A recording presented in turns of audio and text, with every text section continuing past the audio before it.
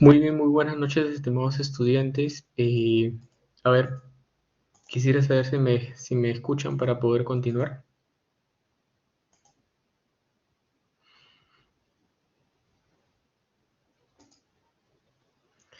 Perfecto. Muy bien, chicos. Muy buenas noches. Bueno, nos vemos después de un tiempo, un tiempo grande. Eh, bueno, básicamente por los feriados, ¿no? Pero nada, vamos a avanzar. No estamos atrasados. Eh, Entiendo que en su clase práctica han avanzado el tema de rápidas caídas, transiciones y también a flujo gradualmente variado, ¿no? O falta algún tema que no haya mencionado.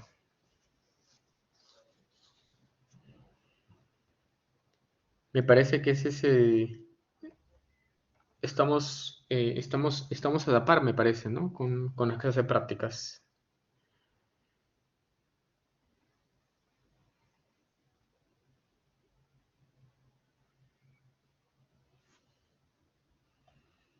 Sí, ¿no? Con puerta. Ya. Ya, con puertas. Aunque con puertas es el último tema. Pero podemos avanzar con puertas el día de hoy y dejamos sifones para la próxima semana. Aunque, porque de acuerdo a la programación que tengo, con puertas es el último tema. Y sifones sí es un tema que nos toca hacer el día de hoy. Mm, O vamos avanzando, avanzamos sifones y luego avanzamos con puertas, ¿no? Vamos a tratar de avanzar un poco más rápido, ¿ya? Avanzamos sifones, sí, sifón invertido. ¿En la clase práctica ya hicieron sifones?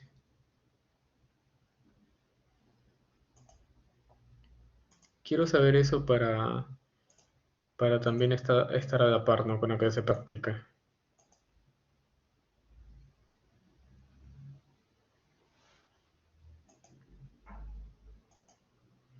Quisiera saber si se avanzó sifones en la clase práctica.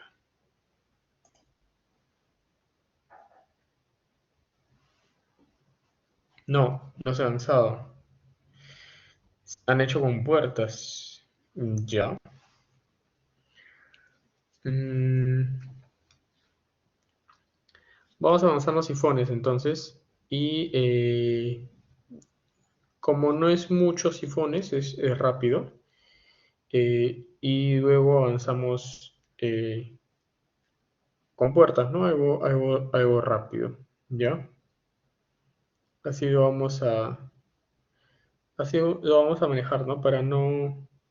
Em, para no atrasarnos. ¿Ya?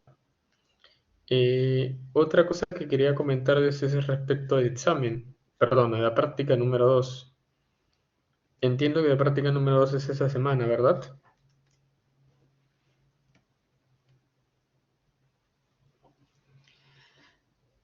Exacto. El tema que estaría viniendo, los temas que estarían viniendo para esta práctica número 2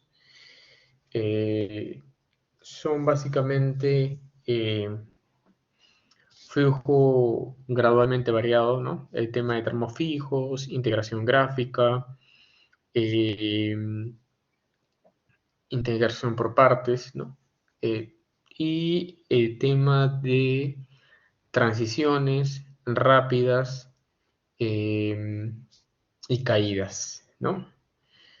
Esos son principalmente los temas. Recuerden de que para la práctica número 2 se va a tomar el software HeadRAS, ¿no? Entonces eso para que lo tomen en cuenta, ¿no? La práctica número 2 viene, se va a evaluar el software GERRAS, así que eh, tienen que estar preparados, ¿no?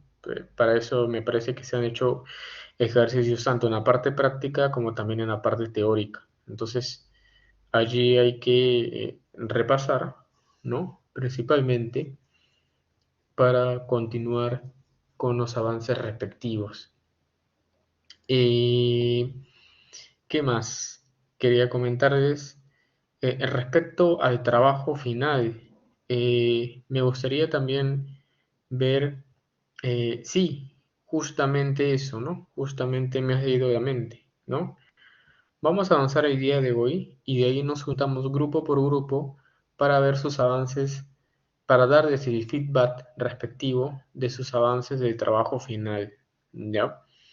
Así que avanzamos y luego nos juntamos grupo por grupo para indicarles el feedback correspondiente al trabajo final, ¿ya? Entonces así vamos a quedar el día de hoy. Nuevamente, ya les estoy diciendo los temas que vendrían en la práctica número 2. Flujo gradualmente variado, ¿no? Los métodos básicamente para flujo gradualmente variado, vendría caídas, vendría rápidas y vendría transiciones, ¿no? Y obviamente también los cursos, bueno, los temas que ya se conocen, ¿no? Diseño de canales, ¿no? Eso que se supone que ya se debería de saber. Ya, entonces eso es lo que va a venir. Y nada, vamos avanzando y luego nos juntamos para chequear esos avances respectivos.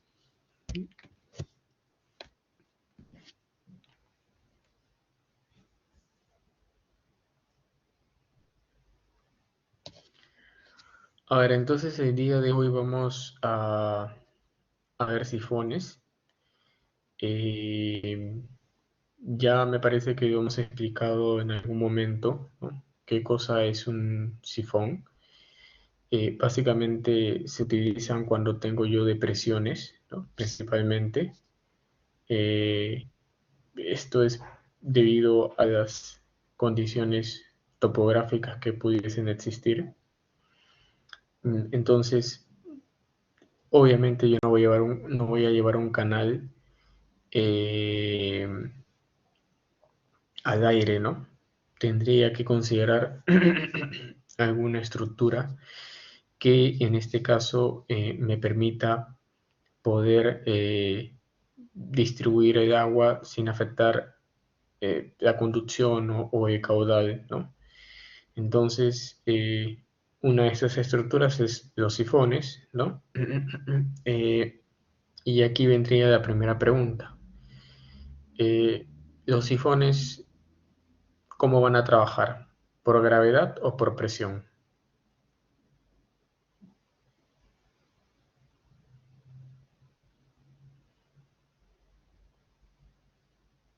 ¿Qué me pueden decir al respecto? Efectivamente, van a trabajar por presión, eh, porque obviamente van a trabajar en función a desniveles, ¿no? Entonces, el diseño de un sifón se parece mucho al diseño de una tubería, ¿no? Entonces aquí vamos a recordar los conceptos de mecánica de fluidos para poder definir tanto los caudales, ¿no? Obviamente va a haber una pérdida de energía que también vamos a tener que considerar. Entonces, como veníamos mencionando, eh, los sifones invertidos son básicamente conductos cerrados, como podemos observar por ahí, eh, que van a trabajar a presión, ¿no? Se utilizan para conducir el agua en el cruce de un canal con una depresión topográfica o quebrada, incluso otro canal, ¿no? Entonces, principalmente en esas condiciones, ¿no?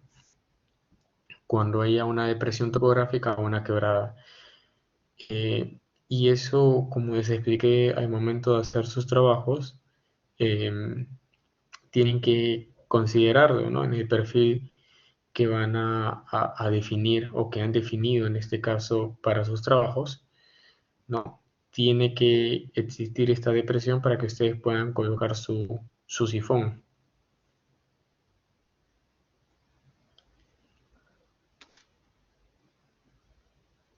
Este sifón invertido se va a utilizar si el nivel de la superficie libre de agua es mayor que el rasante del obstáculo, ¿no?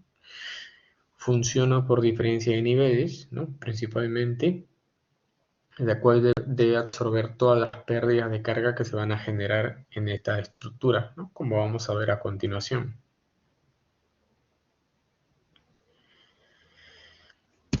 Vamos a definir cada uno de los elementos que va a tener este sifón. Un sifón va a tener una zona de transición, ¿no? Al igual que una caída, al igual que una rápida. Un sifón tiene una transición de entrada y tiene una transición de salida, ¿no? Esta transición de entrada eh, se determina, se considera porque se busca garantizar que el agua que va a pasar a través de este sifón se vaya adecuando gradualmente, ¿no? De una sección a otra sección, ¿no? Como lo veníamos señalando en su momento, una transición lo que busca es no generar estos cambios bruscos de sección que puedan generar disturbaciones, ¿no? Turbulencias, ¿no? Entonces, ese es el objetivo de una transición. En el diseño de una transición tanto de entrada y de salida, es generalmente aconsejable tener una abertura de la parte superior del sifón, ¿no? Un poco más abajo de la superficie normal del agua, ¿no? Esto con el objetivo de minimizar una posible reducción de la capacidad del sifón debido a la introducción de agua, ¿no? Ustedes saben que como va a trabajar bajo presión este sifón, es importante que toda la tubería de este sifón esté completamente de agua, ¿no? Recuerden de que eh, antes de un sifón tenemos un canal, ¿no? Un canal abierto, ¿no? Entonces, el objetivo es que el sifón tenga, en este caso, toda su sección transversal llena de agua. Porque, ¿qué sucede si ingresa aire a esta tubería? Una que la puede deteriorar y otra que la capacidad no va a ser la misma, ¿no? No se va a poder transportar toda la cantidad de agua que se requiere porque el aire está ocupando un espacio dentro de la tubería. Entonces, eso es una condición que debemos tomar en cuenta. Luego tenemos las rejillas tanto de entrada como de salida, como pueden observar, ¿no? En el sifón van a haber rejillas tanto de entrada como de salida. Esta se acostumbra a hacerla con varillas de 3/8 de pulgadas, ¿no? Em, de diámetro o de repente con varillas cuadradas de 0,95 por 0,95 centímetros cuadrados, ¿no? Que sería 3/8 por 3/8, ¿no? Y que son colocadas cada 10 centímetros, ¿no? Y están soldadas en un marco de 2,54 y 1,27 centímetros cuadrados. ¿Cuál es el objetivo de colocar estas rejillas? Principalmente evitar, ¿no? Que se puedan producir obstrucciones dentro de la tubería, ¿no? Si yo coloco estas eh, rejillas, ¿no? Va a impedir que puedan ingresar de repente objetos extraños, ¿no? Principalmente basura, troncos de árboles, ¿no? Pajas de repente, ¿no? Porque si ingresan, se van a acumular en la tubería y va a llegar algún momento en que se va a taponear la tubería, ¿no? Entonces, eso es lo que no se quiere, ¿no? Entonces, para ello se toma en consideración esa condición. Em, entonces, importantísimo tener estas rejillas.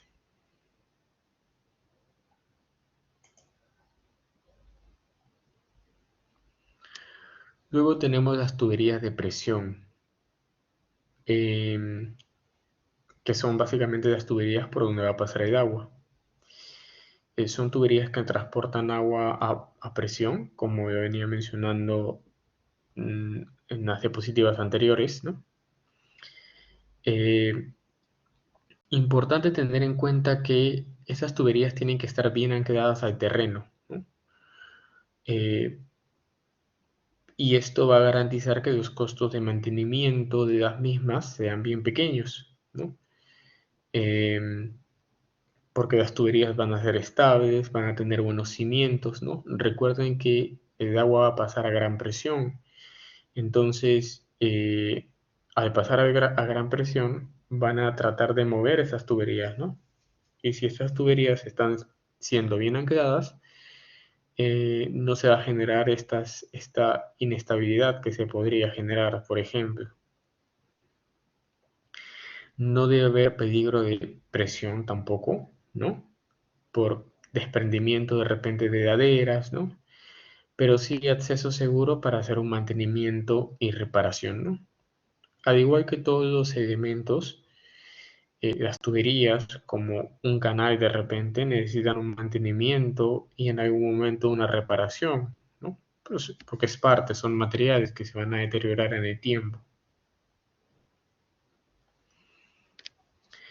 Generalmente el material usado para la tubería de presión es principalmente acero comercial, ¿no?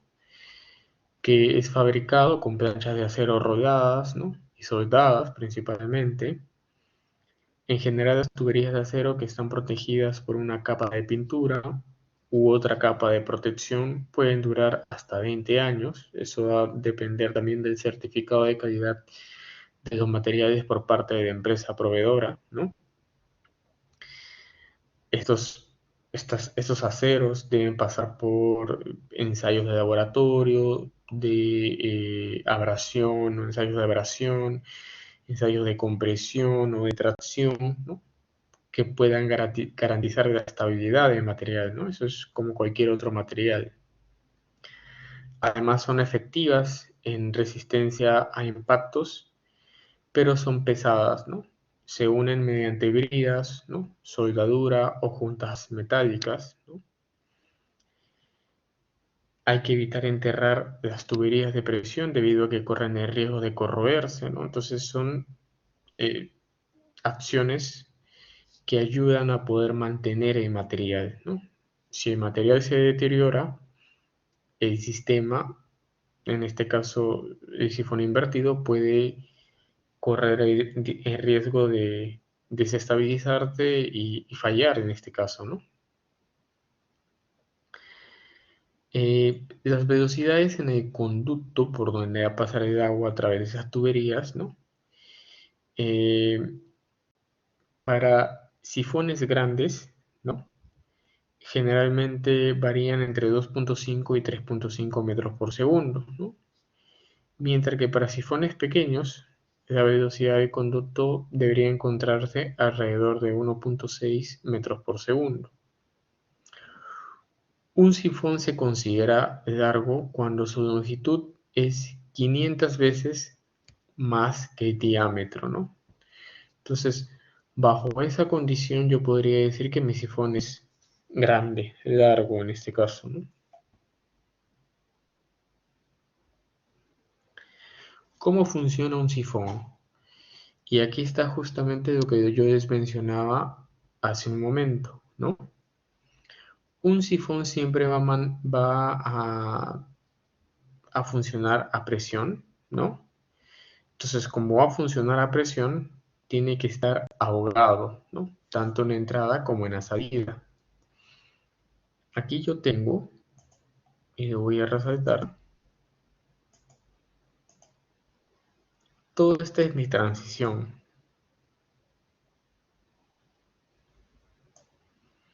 Aquí está la tubería de sifón. Vamos a ponerle de este color.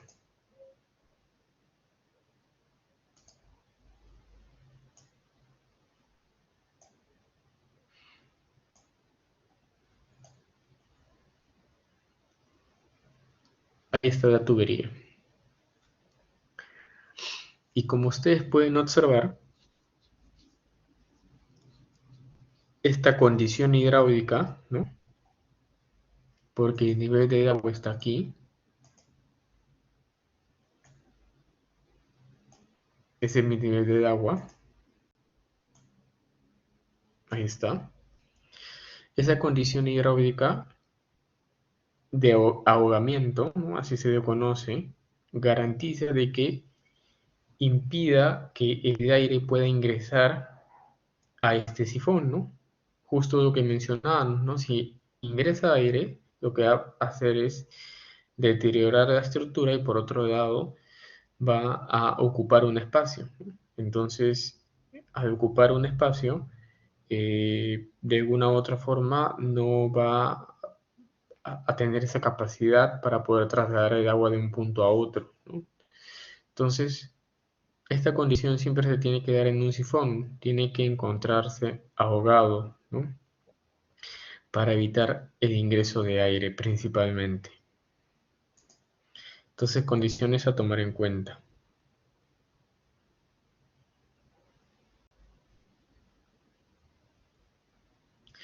Muy bien.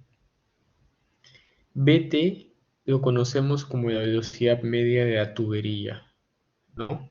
Bt representa la velocidad media de la tubería y D sería el diámetro de la tubería de acero, ¿no? El sifón va a funcionar por diferencia de cargas, ¿no? Vamos a tener que hacer una ecuación de la energía, ¿no? Como si lo hiciéramos en una tubería convencional, y esta diferencia de cargas justamente tiene que absorber todas las pérdidas que se van a generar en el sifón, y eso va a hacer que funcione correctamente. La diferencia de carga Z debe ser mayor a las pérdidas totales, ¿no? Eso lo vamos a ver en su momento. Aquí podemos definir el valor de H mínimo, ¿no? Este valor de H mínimo va a ser igual a 0.3, la velocidad media de la tubería, multiplicado por la raíz del diámetro de la tubería, ¿ok? Y aquí tenemos otra ecuación empírica desarrollada por Podikowski y Biermann, ¿no? Que me dice que este H mínimo es igual a 0.5 y diámetro multiplicado por la velocidad media de la tubería sobre la raíz de D elevado a 0.55. Tenemos esas dos situaciones, esas dos condiciones, ¿no? Se entiende que H mínimo es básicamente esta altura de agua, ¿no? Esta altura de agua que va a generar la condición de ahogamiento.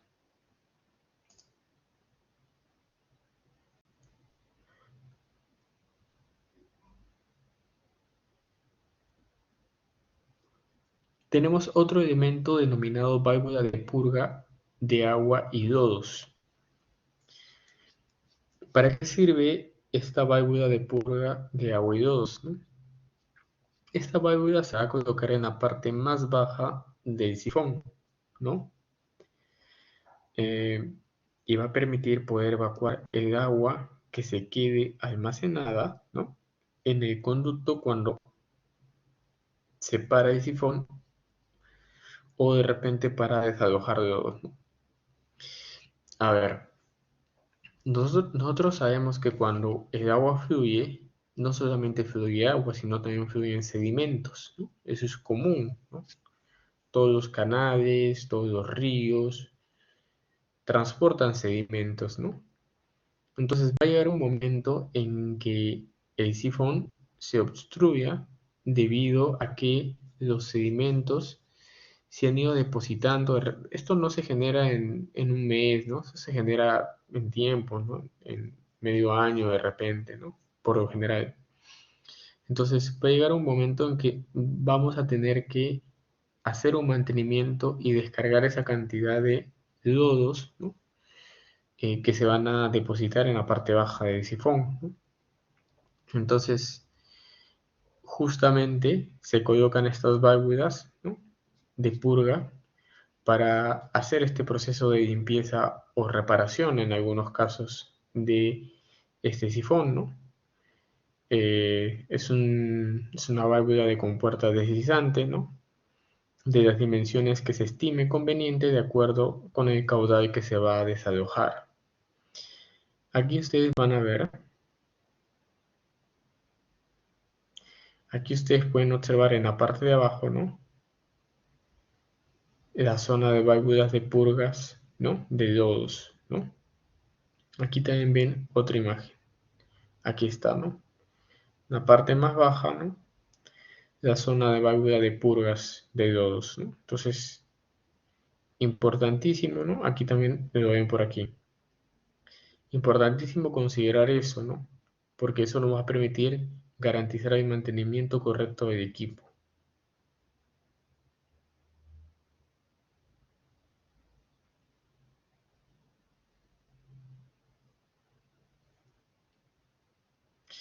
Muy bien, entonces hasta ahí hemos visto todos los elementos que va a tener principalmente un sifón invertido. Ahora lo que vamos a ver son los criterios de diseño para este sifón invertido.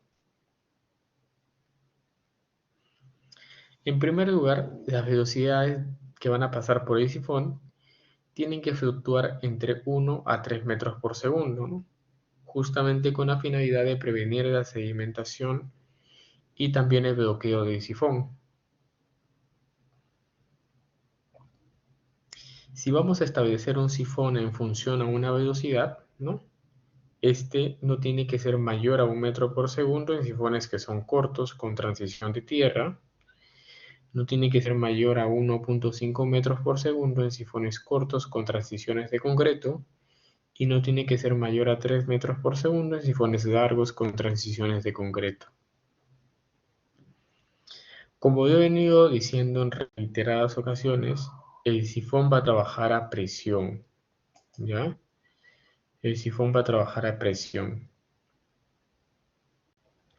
Entonces, como va a trabajar a presión, ¿no? Y va a estar en ese sentido ahogado en la entrada y en la salida, ¿no? Esta condición de ahogamiento la vamos a definir de la siguiente manera. Esta condición de ahogamiento se define como H menos H minúscula sobre H mayúscula por 100, ¿no? Y esta condición de ahogamiento tiene que encontrarse entre un 10 y un 50%, ¿no? La condición de ahogamiento me garantiza que no va a ingresar aire al sifón. Ese es el objetivo, ¿no? No ingresar aire. Aquí están justamente los parámetros que les comentaba. Aquí está. Este H mayúscula sería el H del tirante, ¿no? Del canal en la zona de transición. Este H minúscula es la distancia vertical de la proyección vertical del diámetro, ¿no? Y esa relación de H menos H minúscula sobre H por 100 me va a definir una condición de ahogamiento, ¿no? Y como criterio de diseño me dice que esta condición de ahogamiento tiene que encontrarse entre 10 y 50%. ¿Ok? Entonces eso se tiene que cumplir como criterio de diseño. ¿Qué más, no? A la entrada, ¿no? El borde superior del sifón debe estar ahogado como mínimo, ¿no? De 0.15 o de 1.5 HV, ¿no? HV que sería una pérdida en entrada, que se define como la velocidad al cuadrado entre 2 veces G. minimiza la reducción en la capacidad del sifón por ingreso del aire, ¿no? Ese es el objetivo principalmente de esta zona de ahogamiento. Se deben colocar rejas, obviamente, tanto en la entrada como en la salida, para evitar justamente elementos flotantes, ¿no? De repente accidentes de personas, ¿no? O algunos animales, ¿no? Se va a encontrar de todo. Entonces la idea es impedir que esos materiales o elementos puedan ingresar por la tubería. Se debe limpiar asimismo periódicamente estas rejas para evitar que puedan existir pérdidas de carga, ¿no? Esto siempre hay que considerarlo. Aquí tenemos ejemplos de secciones transversales de diámetros de tuberías para sifones, ¿no? Aquí podemos observar, ¿no? En transiciones de tierra, en donde la velocidad máxima es 1.06 metros por segundo, y en transiciones de concreto, en donde la velocidad máxima es 1.52 metros por segundo. Y tenemos que el caudal va variando y se van definiendo diámetros característicos, ¿no? Para sifones invertidos, ¿no? Obviamente esto hay que considerarlo al momento de diseño de la estructura. Muy bien, entonces el criterio de diseño va a ser el siguiente, ¿no? Este va a ser el criterio de diseño para el sifón. El sifón, como bien se ha mencionado, va a funcionar mediante una diferencia de cargas, de energías, ¿no? Diferencia de cargas o energía, que es lo mismo, la cual debe absorber todas las pérdidas del sifón, ¿no? ¿Esto qué quiere decir? Yo voy a definir en mi sifón una energía en entrada. Esa energía en entrada va a ser igual a una energía en la salida, ¿no? Más una pérdida de energía, ¿no? Siempre va a existir una pérdida de energía. Pasamos la diferencia de energías al otro lado y como criterio general voy a considerar esto, ¿no? Yo tengo que verificar que la pérdida total calculada, ¿no?,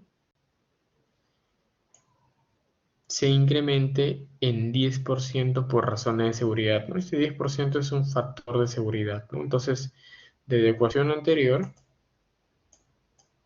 de aquí obtengo que la diferencia de energías tiene que ser mayor o igual a 1.1 la pérdida total, ¿no?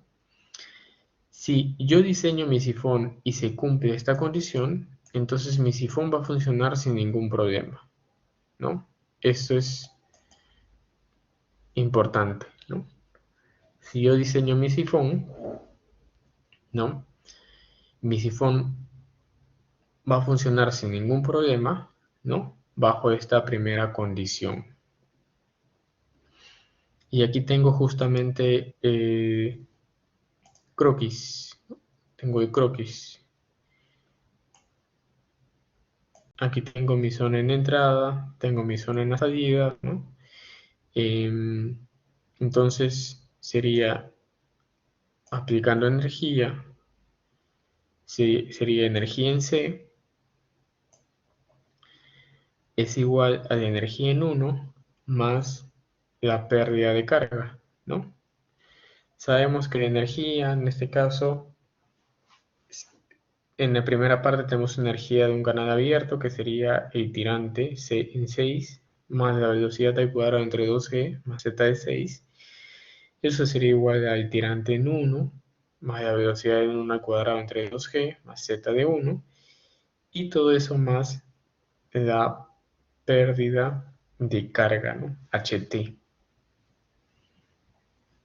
Una vez que definamos eso, ¿no?, definimos el delta de T y a este HT lo multiplicamos por 1.1.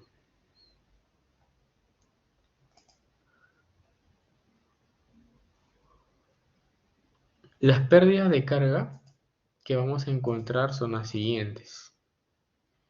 Todas esas son las pérdidas de carga que las sumatorias va a ser la pérdida de carga total.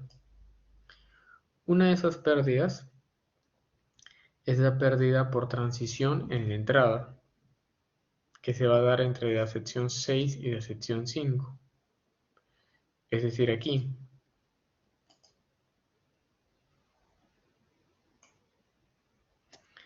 Aquí voy a tener una pérdida en transición por la entrada.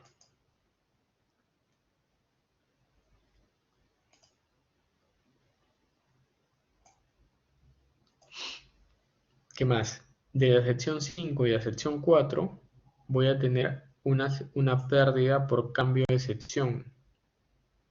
La ecuación de Borda-Carnot. Entre la sección 5 y la sección 4 va a haber un cambio de sección. Entonces voy a tener una pérdida por cambio de sección.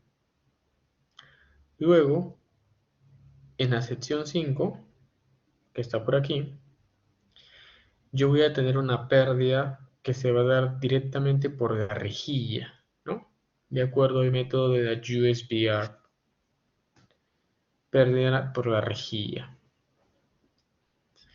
Luego HM sería las pérdidas en los órganos de control, en los codos, válvulas de limpieza, ¿no? Etcétera, etcétera, etcétera, que se define en este caso, ¿no? Es con una pérdida secundaria en las tuberías, ¿no? Recordarán del curso de mecánica de fluidos, ¿no?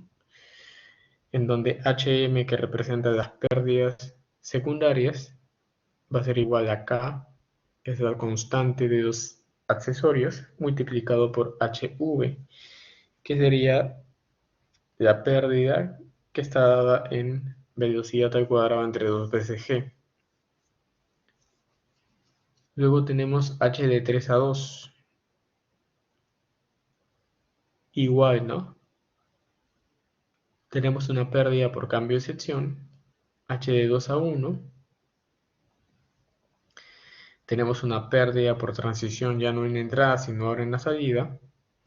Y H sub F, que sería la pérdida por fricción y que se va a dar a lo largo de toda la tubería. Entonces, esos son los elementos a tomar en cuenta en el diseño de un sifón invertido.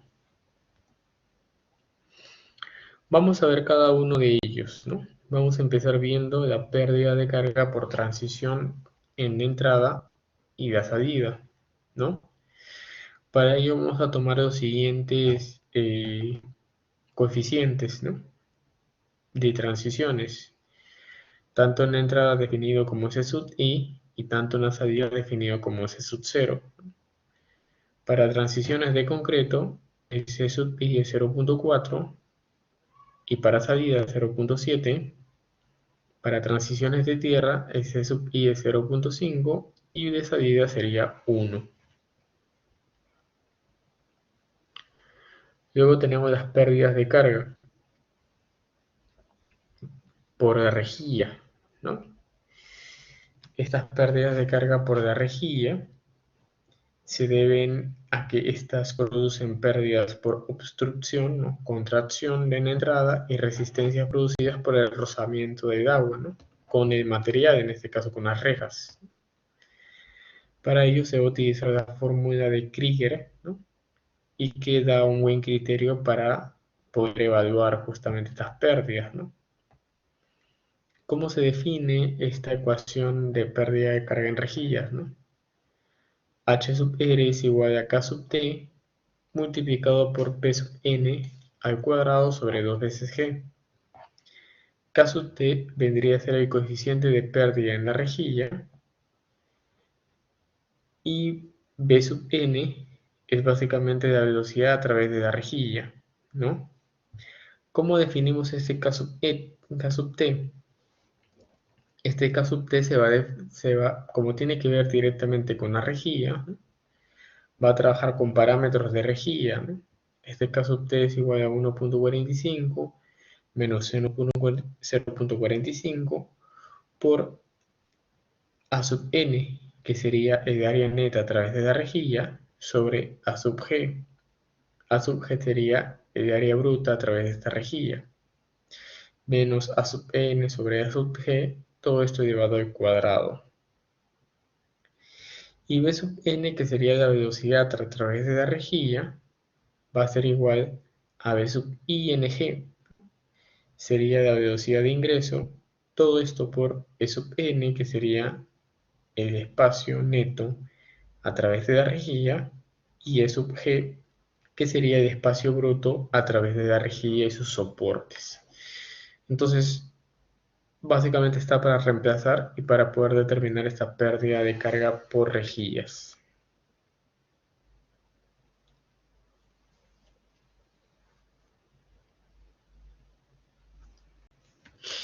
Luego tenemos las pérdidas de carga en la entrada, ¿no? Esta pérdida de carga en la entrada se define como H sub E, y que sería igual a K sub E por la velocidad sub S al cuadrado entre 2 veces G.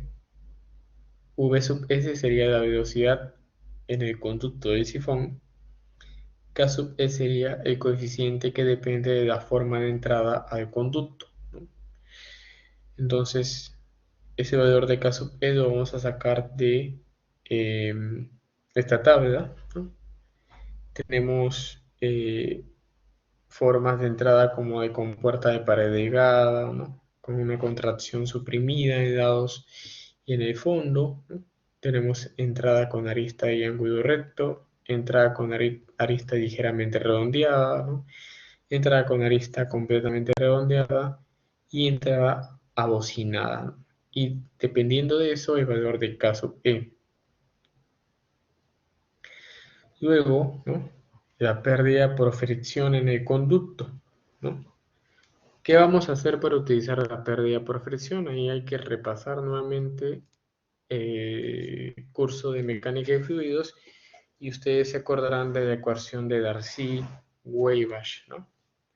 Esta ecuación de Darcy-Weisbach que nos decía que H sub F, que es la pérdida por fricción, es igual al factor de fricción multiplicado por ED, que es la longitud, sobre D, que es el diámetro, por la velocidad al cuadrado entre 2 veces G. De esa forma determinó la pérdida por fricción.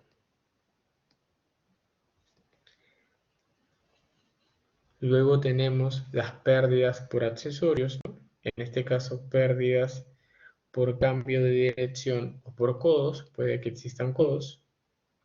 Este valor de H sub C es igual a H sub KS, KS que sería el coeficiente para codos comunes, que es de 0.25, todo esto multiplicado por la raíz de delta, que sería el ángulo de deflexión sobre 90 por la velocidad al cuadrado entre 2 veces g. Luego tenemos la pérdida en la salida del conducto, ¿no? La pérdida en la salida es igual a la velocidad de salida al cuadrado menos la velocidad de entrada al cuadrado sobre 2 veces g, siendo en este caso B sub S la velocidad en el conducto del sifón y B sub C la velocidad aproximada en la caja. En forma práctica, se puede decir que la pérdida en la salida podría ser igual a 2 veces la pérdida en la entrada. Eso es de forma gráfica.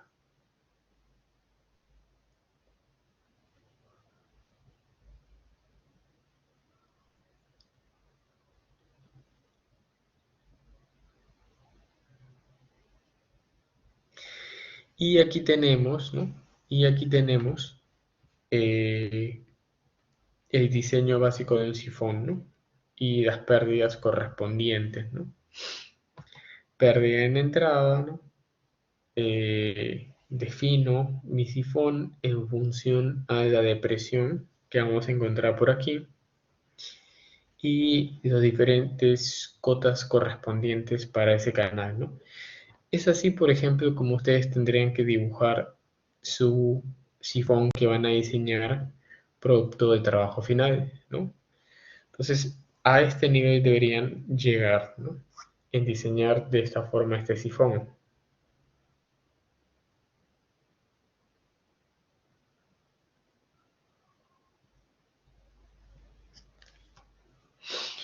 Muy bien, no sé si hay preguntas hasta aquí, dudas.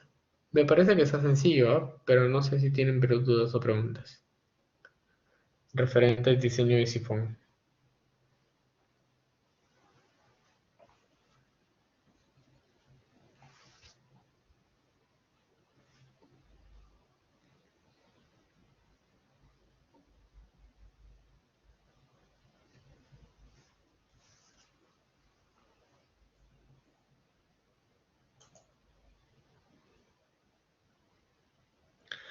¿Cada cuánto tiempo se da mantenimiento de sifón? Eso depende, Sebastián. Depende de la envergadura del sifón, ¿no? Si es un sifón corto, ¿no? Si es un sifón corto, es decir, que el diámetro es menor a 500 veces eh, la longitud, no, perdón, la longitud es menor a 500 veces el diámetro, ¿no?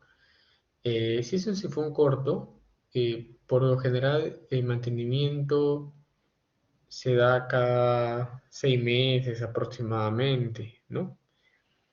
Pero si es un sifón largo, obviamente ahí ya se tienen que tomar precauciones para su mantenimiento, ¿no? De repente ya serán cada 3 meses, ¿no? Eh, Va a depender de eso, evidentemente, de las dimensiones del sifón y también va a depender de el tipo de flujo de agua que está pasando por esos sifones, ¿no? Eh, Imagínense que se construye un sifón en la selva, ¿no? Entonces, nosotros sabemos que el río Amazonas lleva una gran carga de sedimentos, ¿no? Entonces, obviamente esa carga de sedimentos va a hacer que en algún momento se obstruya este sifón. Obviamente, para ese caso, eh, se va a tener que hacer o programar en este caso un mantenimiento de alguna otra forma, de alguna otra forma tomando en cuenta estas consideraciones, ¿no? De que puede obstruirse rápidamente porque el flujo que pasa a través de él tiene una gran carga de sedimentos, ¿no? Caso contrario, eso sería de repente con ríos de la sierra, ¿no? En donde principalmente los flujos tienen poca cantidad de sedimentos, ¿no? Eh, y su mantenimiento de repente podría ser un tanto mayor, ¿no? Pero como les repito, depende justamente de eso, ¿no? Depende de la envergadura del proyecto, si es grande, corto, mediano, y también del tipo de flujo que va a pasar a través del sifón. Esas serían las dos condiciones a tomar en cuenta. Eh, ¿Qué más? ¿Qué otra pregunta más tienen respecto a sifones?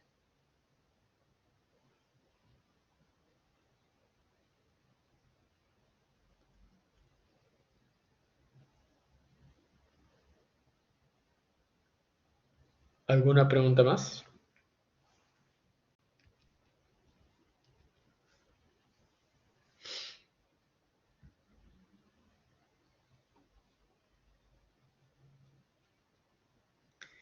Perfecto, muy bien. Entonces, eso es básicamente sifones, ¿ya? Vamos a ver una primera parte de eh, estructuras de conducción, que como se indica ahí, eh, se desarrolla en la unidad número 4, ¿no? El final, pero lo vamos a ir viendo. Tenemos aquí lo siguiente. Estructuras hidráulicas en canales de conducción, ¿no? Aquí tenemos estructuras para obras de regulación y para obras de medición.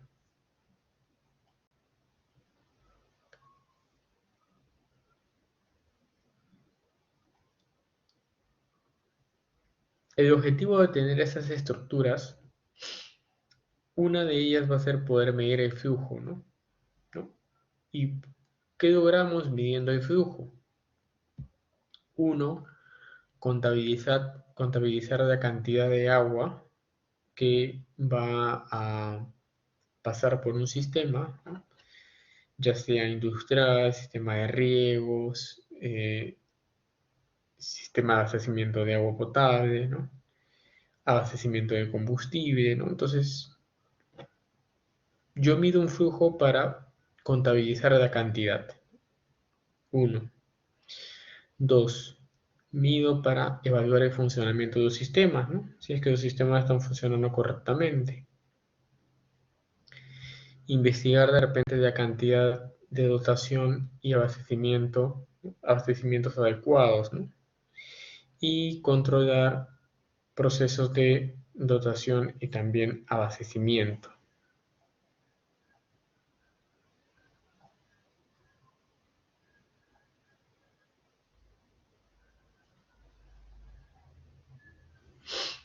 Ahora, existen muchos instrumentos disponibles para poder medir el agua, ¿no? Y entre estas estructuras, ¿no? Que básicamente son estructuras que me van a ayudar a medir el agua, tenemos las siguientes, ¿no? Una de ellas son las compuertas, ¿no? Las compuertas, ¿no? Que son estructuras que pueden regular el nivel o caudal, ¿no? De acuerdo a la posición en la que se coloque en el sistema, ¿no? Tenemos los vertederos, ¿no? Que son dispositivos prácticos eh, y económicos, ¿no? Y que se pueden usar siempre que se cuente con suficiente tirante de agua, eso es obvio, ¿no? Se usa tanto para controlar el nivel como para medir la cantidad de flujo que pasa a través del canal, ¿no? Y de alguna u otra forma fueron los primeros instrumentos en ser desarrollados. Luego tenemos los orificios, ¿no? Ya sean orificios libres o orificios sumergidos, ¿no? Como las compuertas, ¿no? Se usan como estructuras de control de nivel y distribución de caudal en los sistemas. Y finalmente tenemos los aforadores, ¿no? Los aforadores, como el caso del aforador partial y otros, ¿no? Son instrumentos usados como mediciones también de flujo, ¿no? Destacando las pérdidas que se van a dar en estas estructuras son pérdidas pequeñas. Dan también una buena exactitud y de inestabilidad a la velocidad de aproximación.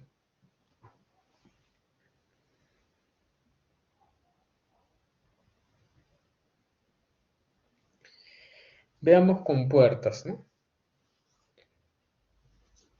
Las compuertas principalmente son estructuras que pueden regular el nivel o caudal, ¿no? De acuerdo a la posición en que se coloque en el sistema. Una compuerta es una placa móvil o curva que al levantarse puede graduar la altura del orificio y a la vez el caudal que pasa. Tenemos en primer lugar una compuerta vertical, tenemos una compuerta inclinada y tenemos una compuerta radial, ¿no? Tres tipos de compuertas, ¿no? Compuerta vertical, compuerta inclinada y compuerta radial.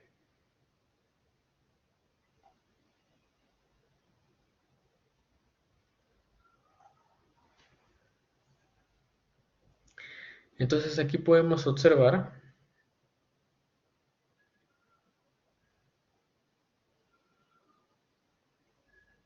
ahí está, ahí podemos observar una compuerta que tiene una abertura en la parte inferior, es una compuerta vertical que presenta un flujo libre o descarga modular, ¿no? Un flujo libre o descarga modular es justamente así como estamos viendo a continuación, ¿no? El perfil es de esta forma.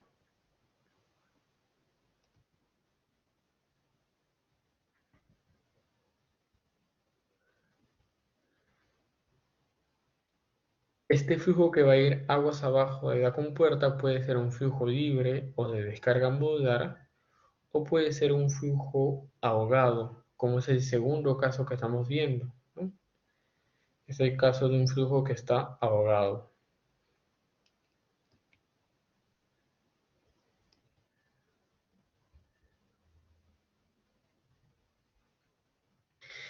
La compuerta, ¿no?, representa en este caso una placa móvil, ¿no?, que al moverse verticalmente va a permitir que la altura del orificio se vaya descubriendo, ¿no?, en su parte inferior y controlando la descarga producida.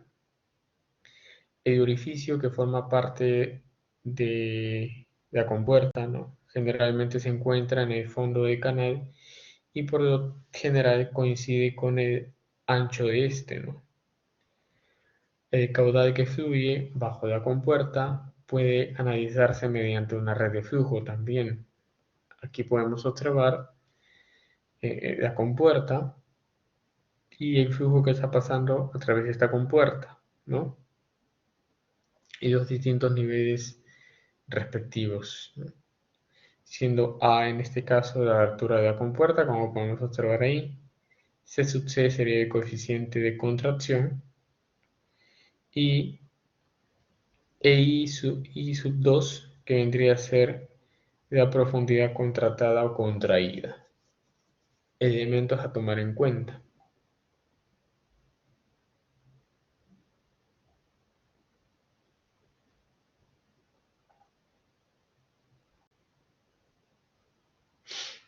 Muy bien. No sé si hasta aquí hay alguna pregunta. ¿Se entiende qué cosa es una compuerta? ¿Para qué sirve una compuerta?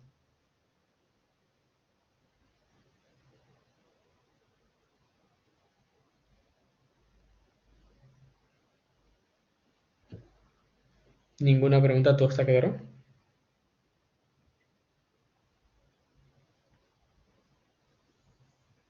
Perfecto, muy bien.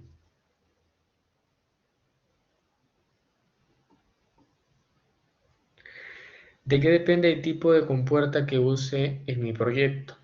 Eh, Básicamente de tu análisis económico, ¿no? Por ejemplo, las compuertas eh, rectangulares son las más comunes y son principalmente desarrolladas para canales pequeños, ¿no?, como canales de regadío, ¿no? No sé si ustedes habrán visto en canales de regadío las compuertas verticales, ¿no? Ya las compuertas inclinadas son muy pocas, ¿no?, o diría casi nulas, no he tenido la oportunidad de ver compuertas inclinadas. Y compuertas radiales sí, ¿no? Las compuertas radiales principalmente son para estructuras enormes, ¿no?, como podría ser el caso de una bocatoma, en donde se considere utilizar una compuerta, ¿no? Entonces, la compuerta que más se ajustaría sería la compuerta radial, ¿no? Eh, y bueno, esas serían las áreas en donde se podrían aplicar, ¿no? Después de la compuerta siempre hay un resalto. Sí, recuerda que el flujo va a pasar de un estado supercrítico a un estado subcrítico, ¿no? Entonces, bajo esa condición de que el flujo pasa de un estado supercrítico a un estado subcrítico, va a tener que haber una liberación de energía, ¿no?, de forma natural, y una de estas es los resaltos hidráulicos, ¿no? Entonces sí se va a desarrollar mayormente resaltos hidráulicos.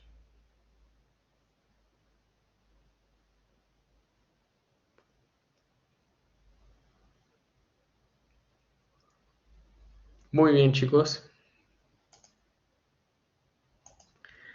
Antes que me gane la hora, me gustaría reunirme, bueno, solamente con los grupos que están aquí para revisar ese feedback correspondiente, ¿no? A ver, grupo número 1, está por aquí.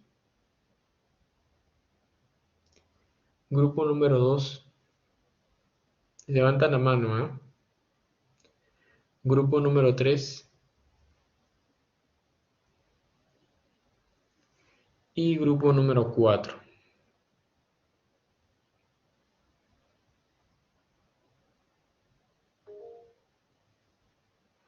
Randy, ¿qué grupo eres? El número 4, ingeniero. Grupo 4, perfecto. Randy, mira, vas a ingresar, ahorita voy a proyectar mi pantalla. Profe, disculpe, pero acá casi todos son del grupo 4. Sebastián, Jonathan, Gary. Ingeniero, Carla, somos grupo 2. Ah, ¿grupo 2 somos? Sí, sí, somos grupo 2. Ah, perdón, profe. ya. Sí, somos grupo 2. ¿Quién no es del grupo de estos, de ustedes? ¿Quién no es del grupo número 2?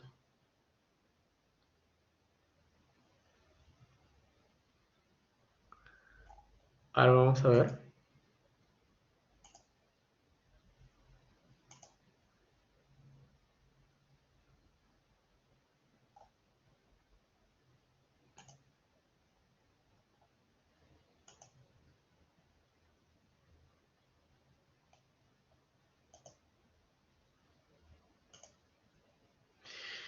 Ya, a ver, está Gary, Jonathan, Randy, Sebastián.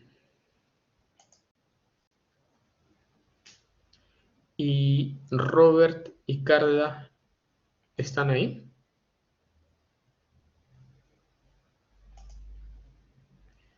Robert, Carla.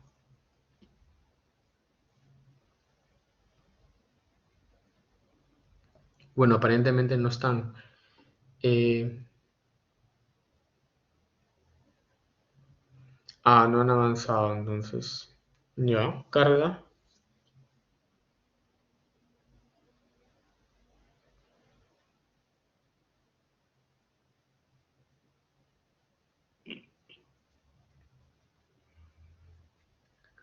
Bueno, Carla me parece que no está. Eh, a ver, chicos, grupo número 2, vayan preparándose por favor para chequear el avance. Mientras tanto voy llamando asistencia, ¿ya? Un minuto.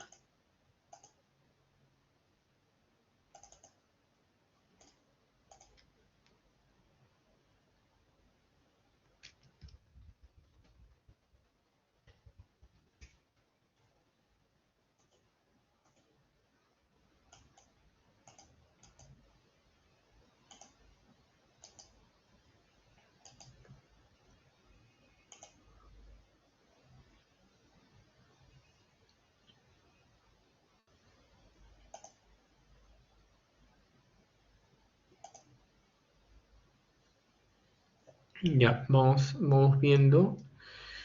A ver, como somos poquitos nada más, levantan la mano nada más, ¿ya? Gary, Saúl, Castilla, Tito. Ya.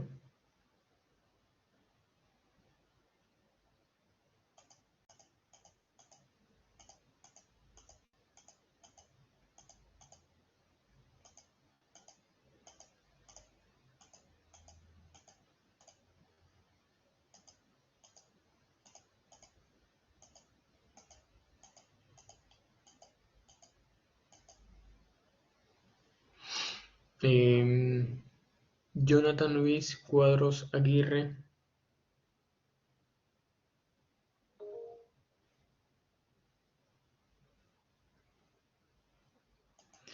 Ya. Carla Rosario Fernández Romero. Ore Pachas, Randy Melvin. De allí, Alarcón Rodas, Robert. Y Sebastián Alejandro Sullón.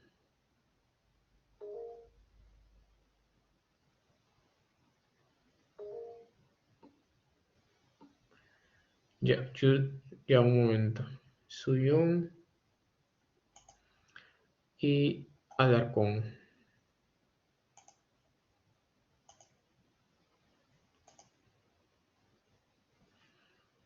A ver, un momento.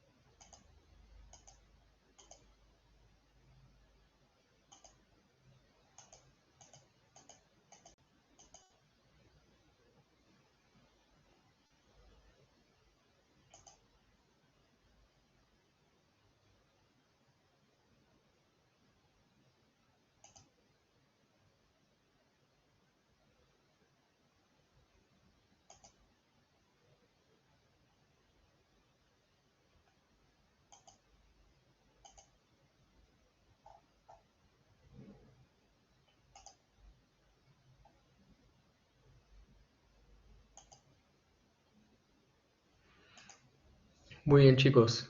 Listo. Eh, a ver, grupo número 2. ¿Desea que veamos su avance por aquí, por este medio, o desean irse a otra sala?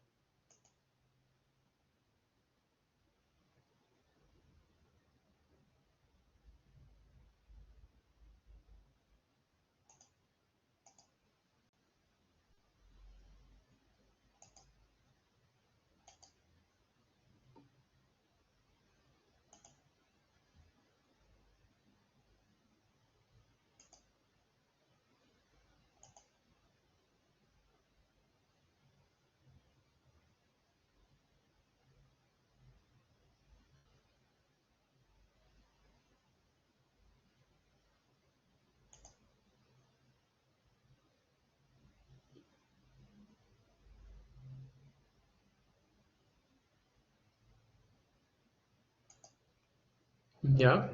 Lo vemos por acá, creo, porque ya solamente hay uno. Em, a ver, un momento.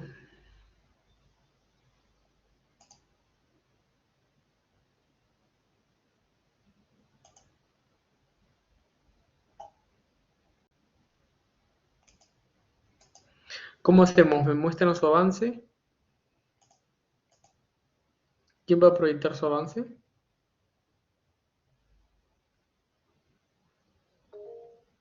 Sebastián, ya, a ver. Listo, Sebastián, tiene los permisos, ¿me avisas?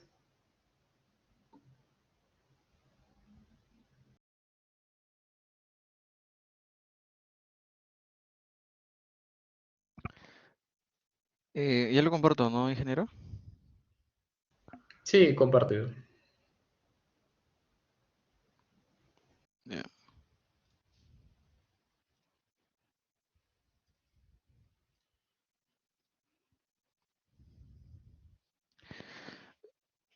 ¿Puede ver mi pantalla, profesor?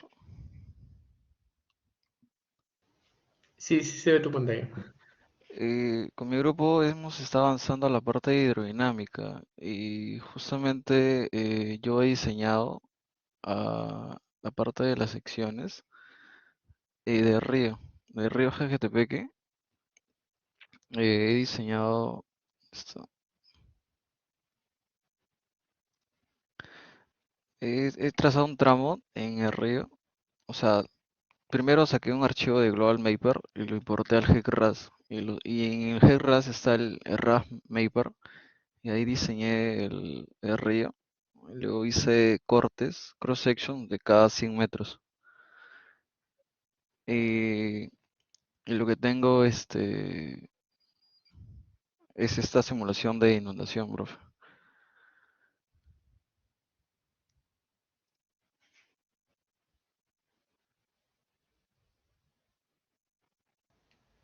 Ya, ¿eso lo has hecho en qué software? Esto es GECRAS, solo que usé el RAS Mapper. Ya, para hacer la simulación. Ajá, ya acá tengo, ¿dónde está? Y acá está el cross section. ¿Dónde está? Acá están todos los cortes que hice en el río.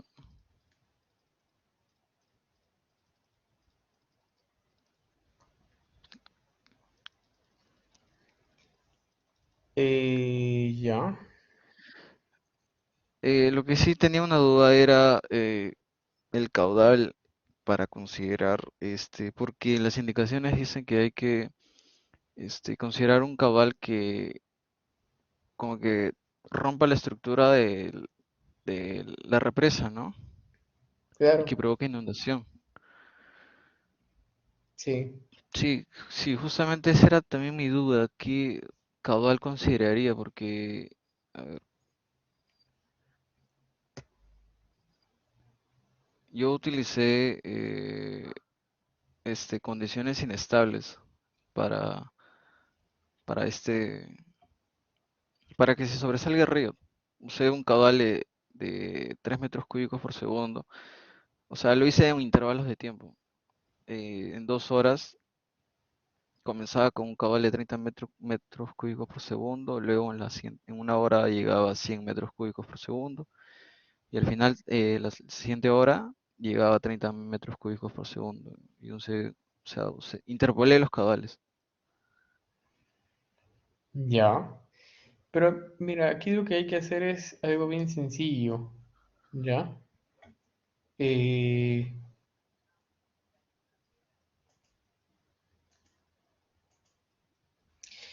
ya, pero antes de explicarte eso, ¿cuál fue el objetivo de hacer eso? ¿Cuál? ¿El de los Sí, eso. caudales? Sí. Ah, bueno, yo lo hice con el objetivo de que provoque en un intervalo de tiempo inundaciones. Por temas de lluvia, yo consideraría eso. Ya. O sea, porque el fin es que el río se desborde, que salga de su cauce y llegue hasta el poblado que está acá cerca.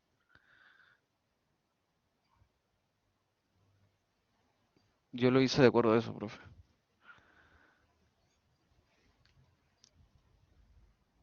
Ya. A ver, si me permite, ¿dónde está la represa? La represa está, a ver, de este lado. Acá está ya la represa. Gallito creo que se llama. Ya. Ustedes lo que tienen Y que hacer, ya, listo. Ustedes lo que tienen que hacer es algo sencillo, ¿ya? Ustedes tienen que generar un corte en la presa. Imagínate que esta es la presa, ¿no? Y aquí está el embalse, algo así, ¿no? Y por aquí viene un río. Y es algo así. Algo así es, ¿no? Recuerden que esa es la presa.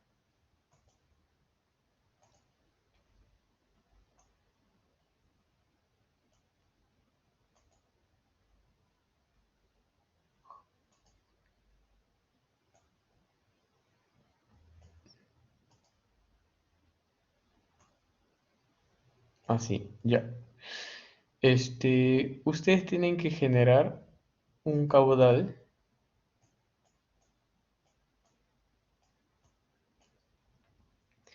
que sobrepase este nivel de agua, ¿no? Nosotros aquí tenemos un nivel de agua, ¿no? Entonces tendremos que buscar un caudal que sobrepase este nivel de agua.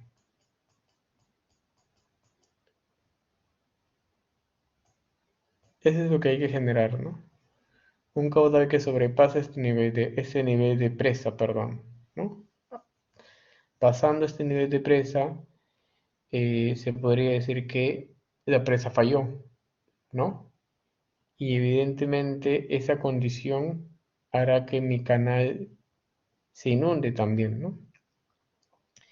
Entonces, ¿cómo hago esto, no? Yo lo que haría sería algo sencillo, ¿no? Primero, ustedes tienen la información topográfica que se les ha pasado, ¿no? En esa información topográfica lo que podrían hacer es un corte, ¿no? Hacen un corte de perfil longitudinal y ese corte les va a dar algo, esto, ¿no? Pueden hacer un corte ustedes y les da esto que está aquí. Y para este corte, ustedes comienzan a evaluar esta sección, ¿no? La comienzan a evaluar variando de caudal, ¿no? No sé, pues no ponen eh, 10 metros por segundo, ¿no? Y comienzan a evaluar, ¿no? Entonces va a llegar un momento en que ese caudal es tan grande que el nivel va a sobrepasar esta presa, ¿no? Que el nivel va a sobrepasar esta presa. Entonces, esa es la condición o ese es el caudal que ustedes tienen que estimar, ¿no? Aquel caudal que sobrepase la presa. Pero ojo que aquí hay que tener algo hay que tener algo bien en cuenta, ¿no? Se supone que la presa tiene un nivel o un volumen de agua que tiene que permanecer constante, ¿no? Entonces, cuando ustedes hagan su corte, su perfil, perdón, su sección transversal va a ser, esto de aquí va a ser como si fuera una sección transversal. Su corte no va a ir hasta abajo, ¿no? Sino tendría que ir por acá más o menos. Bajo esa condición yo voy a decir que el nivel del agua se va a permanecer constante y lo que va a comenzar a ingresar va a ser lo que está encima, ¿no? El flujo que está encima. Entonces yo necesito saber cuánto es ese caudal que hace que se rebalse esta presa. Ese es el objetivo de determinar este caudal, ¿no? Y obviamente con ese caudal que ustedes ya han estimado, comienzan a modelar aguas arriba el canal y definen si eh, va a sufrir o no va a sufrir procesos de inundación. Bueno, y eso lo efectúan esa mancha de inundación, lo hacen con el software GTRAS, pues, ¿no? Eso es lo que hay que hacer. No sé si se entendió. Ojo, que esa es una idea, ¿no? Esa es una idea. O sea, profe,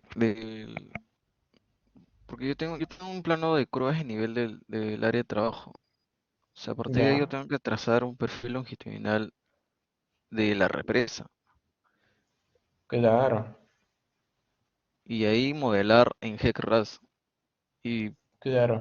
proyectar un caudal en el cual me dice que sobresalga, ¿no? Porque eso es lo que te está pidiendo en el enunciado, ¿no? ¿Qué te dice el enunciado?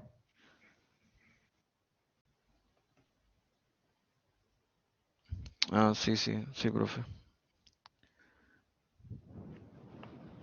Ahora vamos a leer ya.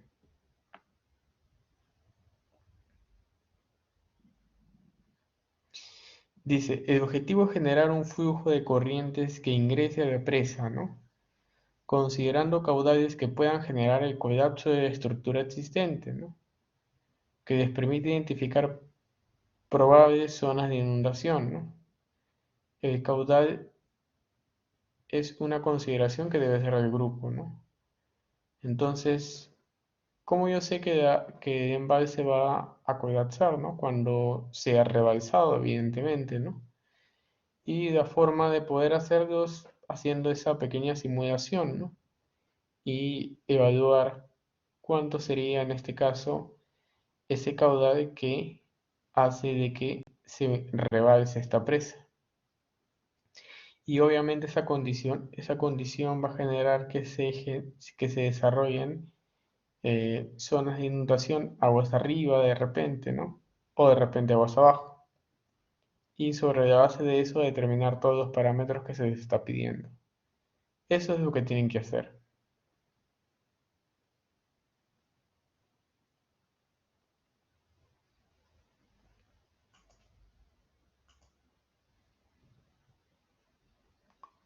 ¿Qué dicen? ¿Alguna otra pregunta?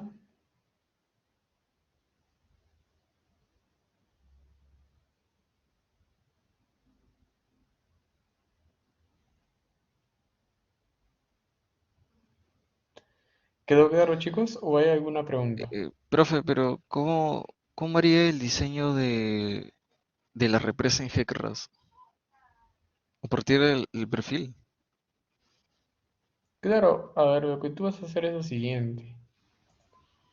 Se supone que tú tienes cotas, ¿no? Perdón, tú tienes una topografía. Ese SRTM es topografía, ¿no? Que bueno, que tú abres con eh, ArcGIS, ¿no? Entonces tú haces un corte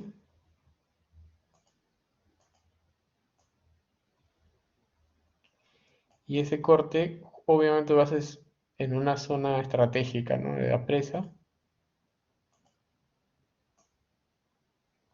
Y ese corte te va a generar ese perfil, ¿no? Entonces, sobre la base de ese perfil, hay que hacer el procedimiento común y corriente, ¿no? De un el diseño de un canal, ¿no? Este, ingreso de información geométrica, ¿no? Todo lo que implica el head-RAS, ¿no? Ingresar caudal, en los caudales ahí es donde ustedes tienen que ir variando, ¿no? Variando, de repente van variando de uno en uno, van aumentando de uno en uno, de dos en dos, etcétera, etcétera, etcétera. Pero a partir de la curva de nivel lo que tendrían que hacer es trazar un perfil longitudinal y luego de repente trazar secciones transversales, ¿no? No sé, que será cada 50 metros aproximadamente, ¿no? Y sobre la base de eso, eh, generan los caudales respectivos, ¿no? Y aquel que haga que esta estructura o esta sección, por así decirlo, se rebalse.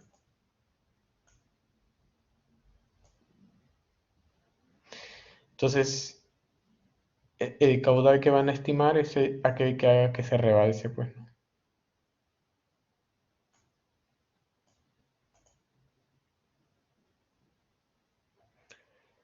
¿Qué dicen, chicos? ¿Está bien?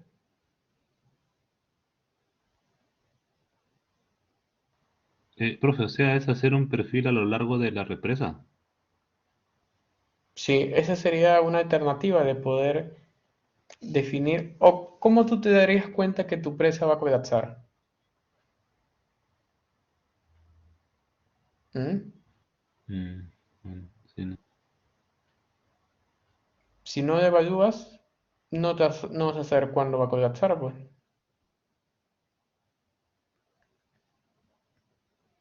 Y no es que eso de aquí es rápido, ¿no? Sobre su topografía van, cortan, hacen un perfil longitudinal, hacen algunas secciones intermedias, lo exportan a GRAS, le ponen, no sé, una rugosidad, pues, ¿no? De, de repente de 0.017, 18, ¿no? Ya ustedes ven, pues, ¿no? El tipo de material que es.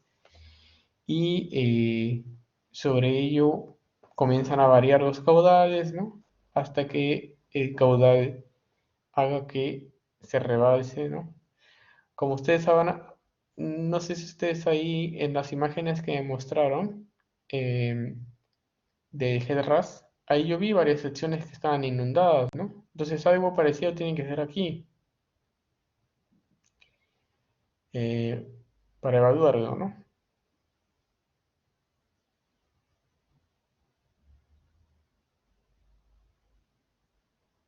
¿Qué más, chicos? ¿Qué otra pregunta más tienen?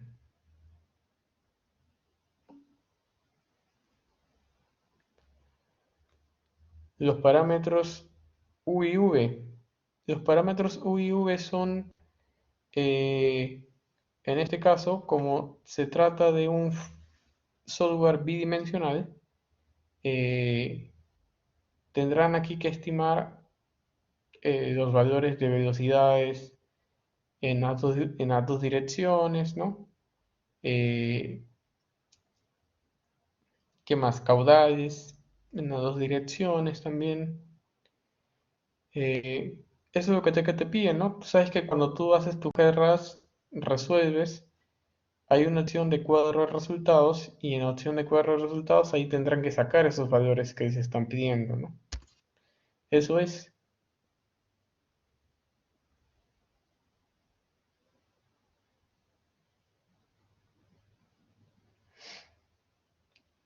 ¿Quedó claro sobre qué cosas son los componentes U y V?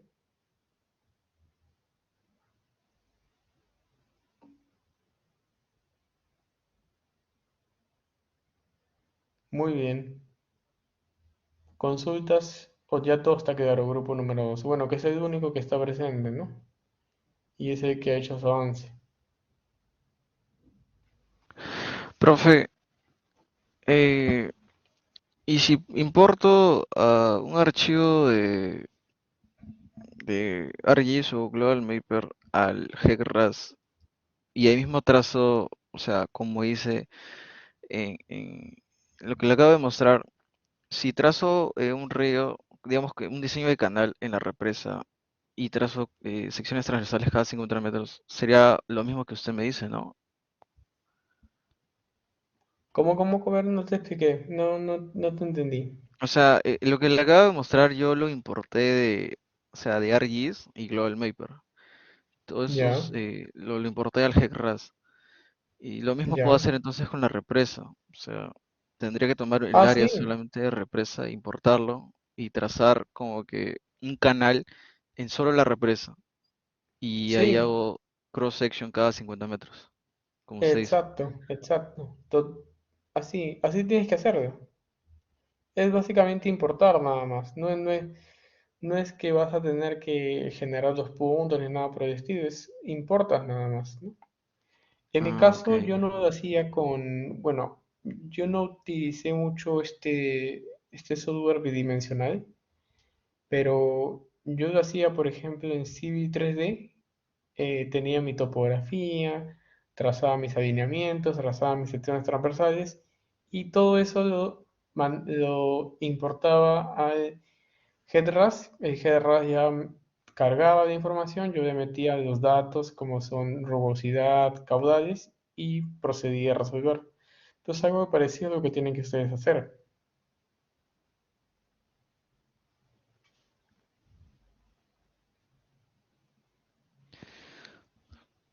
Ok, profe. Sí, yo lo entendí mal porque diseñé solamente de río GTP más, no de la represa. Pero sí tendría que replantear eso y diseñarlo nuevamente, profe. Claro, en tu caso, la parte que has hecho está bien, lo único que habría que variar sería el caudal nada más, ¿no? Bueno, tendrías que primero encontrar el caudal. Con ese Eh, análisis que vas a hacer ahora, encuentras el caudal y luego ese mismo caudal lo utilizas para tu zona de inundación, pues, ¿no? ¿Y cuánto más o menos tendría el caudal en la represa, profe? Porque ahí, como usted dice, que está a un volumen constante. Ya, a ver. Cuando tú hagas tu corte, ahí te tendría que decir en tu corte cuánto es este nivel de agua. Entonces, ese nivel de agua es el que tú vas a considerar como tu cuota constante, ¿no? Es decir, indirectamente tu terreno va a ser algo así, ¿no? Y tú sabes que por aquí viene el río,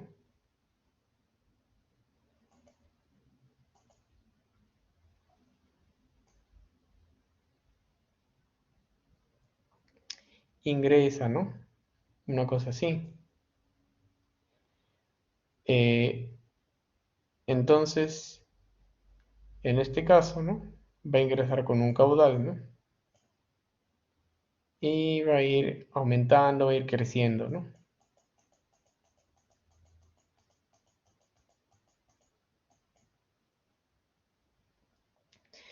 Entonces, eh, esta distancia que está aquí o claro, esta distancia que está aquí, la sacas de tu topografía, ¿no? Básicamente la sacas de ahí, de tu topografía. O en todo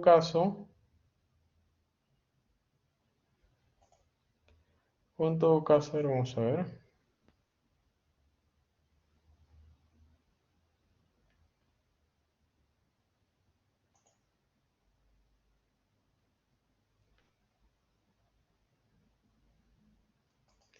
O en todo caso aquí en Google Earth puedes corroborar, ¿no? El corte que vas a hacer con, tú sabes que aquí en la parte de abajo aparece de altura, ¿no? Entonces yo me pongo por aquí, está a 393, ¿no? Esto está a 393 metros sobre el nivel del mar, ¿no?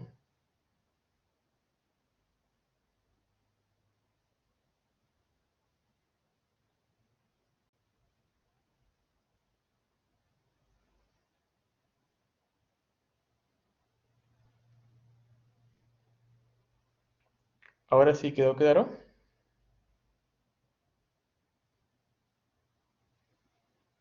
Profesor, no puedo ver su pantalla. No, ya, un momento.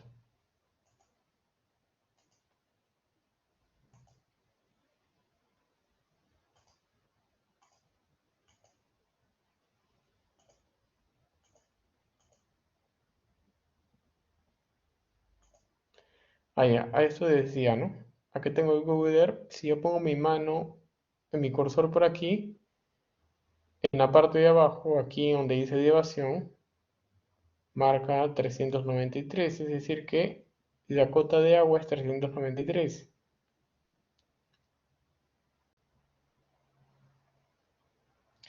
Entonces de esas ya tendrías aquí la cota, ¿no?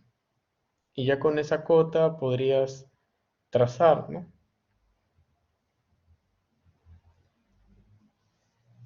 Ese sería el nivel de agua para condiciones normales, ¿no? Tú lo que tendrías que determinar sería cuánto sería el caudal que hace que se rebalse esto. Y ya con ese caudal trabajas tu zona de inundación.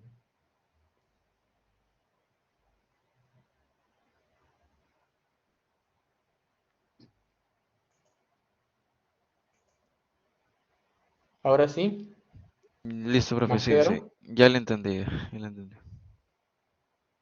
Perfecto, muy bien. ¿Qué más? ¿Qué otra duda más tienen?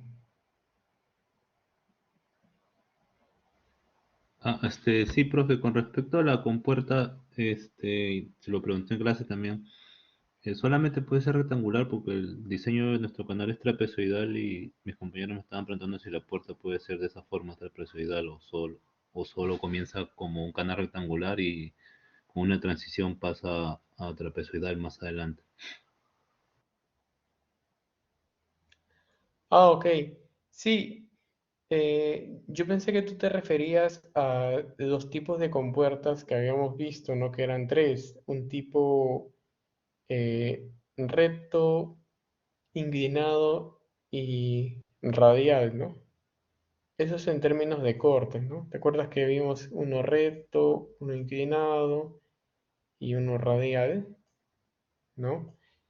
Pero si tu canal es trapezoidal, también hay compuertas trapezoidales, así que sí, puedes considerar una compuerta trapezoidal, no hay problema.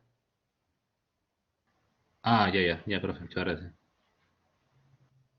Perfecto.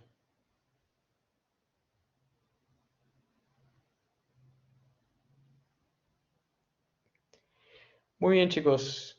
Me parece que ya no hay ninguna otra pregunta más, ¿no? Me parece que ya con esto ha quedado claro.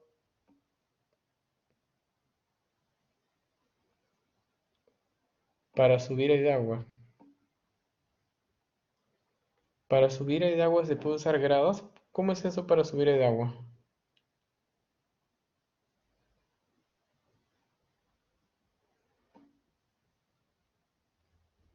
Para subir el flujo. Mm, ¿cómo es tu, cómo No, es lo que tu, pasa es que, ajá, cuando comienza el canal hay una pendiente de subir, profesor.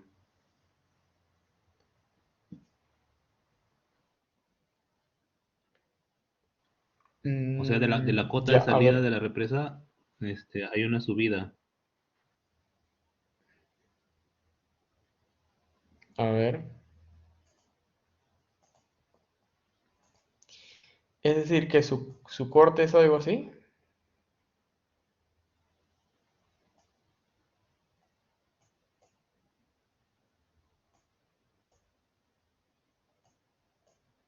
Sí, su corte es algo así que va a generarse una caída, una subida.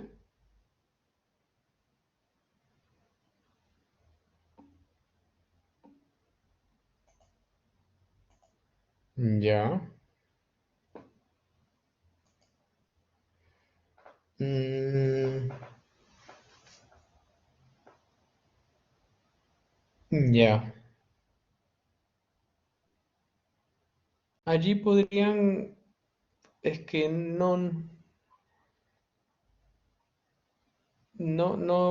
o sea, recuerden que su canal funciona por gravedad, pues, ¿no? Entonces, gradas aquí no irían, ¿no? Aquí lo que podría ir sería una alcantarilla,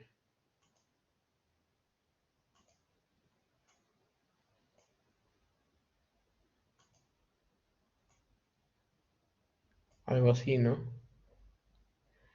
Esa podría ser el caso, o el siguiente caso sería hacer un corte. Cortar todo esto para que el flujo ingrese.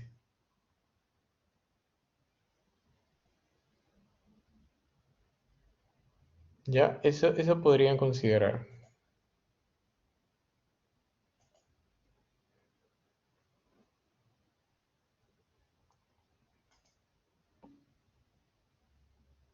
Ya, perfecto. Alcantarilla o en todo caso hacer un corte ustedes, ¿no? Hacer un corte y le dan la pendiente correspondiente al canal. Muy bien, chicos. Me parece que ya no hay más preguntas, ¿no?